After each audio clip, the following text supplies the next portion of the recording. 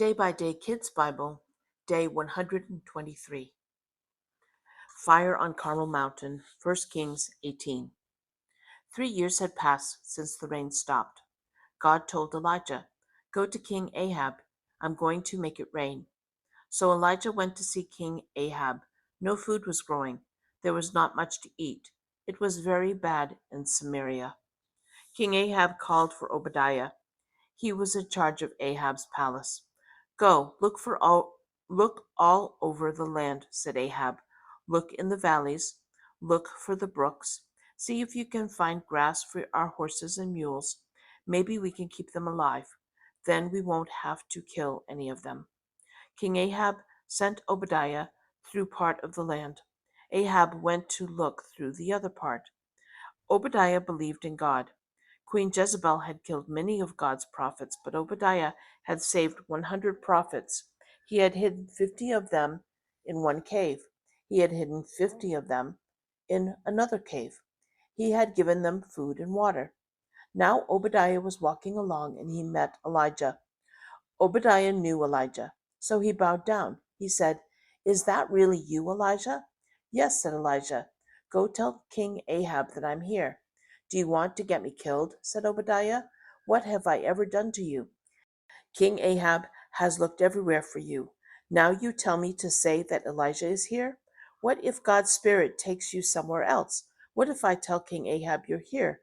Then what if you're not here when he comes? King Ahab would kill me for that." Obadiah went on, "I've worshipped God ever since I was a boy.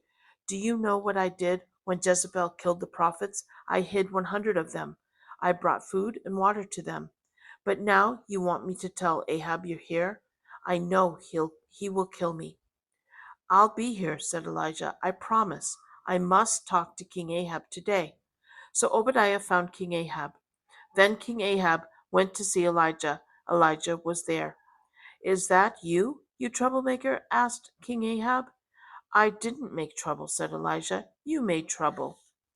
Your father's family made trouble. You turned away from God. You worshipped Baal gods. Now call the people of Israel together. Come to Carmel Mountain. Bring Baal's 450 prophets. Bring the other 400 prophets who worship other idols." So Ahab got the people together. He called the idols' prophets together. They all went to Carmel Mountain. Then Elijah talked to the people. "How long will it be before you choose?" he said. "Follow the Lord, he is God, but follow Baal if Baal is God." The people didn't say anything. "I'm the only prophet of God left," said Elijah, "but there are 450 prophets of Baal. Give us 2 bulls. The other prophets can choose which bull they want. They can kill it. They can put the meat on their altar, but they can't set it on fire." "Then I'll get the other bull ready," said Elijah. "I'll put its meat on my altar, but I won't set it on fire." "Then you call for Baal. I'll call for God. The one who answers by sending fire must be God." "That's good," said the people. "You go first," said Elijah to Baal's prophets. "Call for Baal's help. Don't start the fire yourselves." So they chose a bull, they killed it, and put it on the altar. Then they called, "Baal, answer us." Baal's prophets called from morning until noon, but there was no answer. At noon, Elijah said, "Call louder." "You're sure Baal is a god, aren't you? Maybe he's thinking. Maybe he's busy. Maybe he has gone on a trip. Maybe he is sleeping. You'll have to wake him up." So they called louder and louder. They even cut themselves. That's what they always did. They were bleeding. They kept this up until evening, but there was no answer. At last Elijah told the people, "Come here." So they came.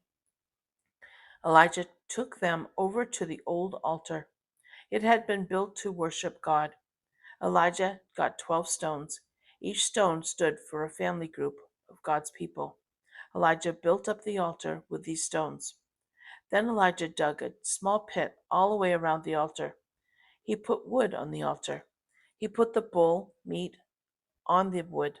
Then he said, "Fill 4 big jars with water. Put the water all over the meat and wood. So the people did. Do that again, said Elijah. So they did. Do that one more time, said Elijah. So they did. The water went all over the altar. It flowed down the altar into the pit. Water filled the pit. Then Elijah prayed, God, show that you are God in Israel.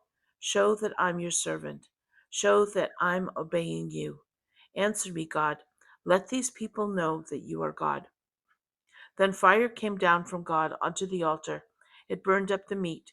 It burned up the wood. It burned up the stones. It burned up the dirt. It burned up the water in the pit. The people were watching. They bowed down with their faces to the ground. The Lord is God, they shouted. The Lord is God. Catch Baal's prophets, said Elijah. Don't let them get away. So the people held on to Baal's prophets. They took them into the valley. They killed them there. Go, said Elijah to King Ahab. Eat, drink. It sounds like it's going to rain. King Ahab left, but Elijah went back up Carmel Mountain. He bent down and put his head between his knees. Go look out to the sea, he told his servant. His servant went and looked out at the sea. I don't see anything, said his servant. Elijah told him to go back and look again. So he went again, but he saw nothing. Elijah sent him back again. He went, but he saw nothing. The servant ended up going to look 7 times. The last time he looked, the servant said, I see something. It's a cloud. It's small, like a person's hand. It's coming up from the sea. Go tell Ahab to get in his chariot, said Elijah. Tell him to leave before rain keeps him from riding. The, the sky was dark with clouds. Wind started blowing. Heavy rain started coming down. Ahab left to go into the city. Then God's power came upon Elijah. He tucked his coat into his belt and ran. He passed Ahab. He ran all the way to the city.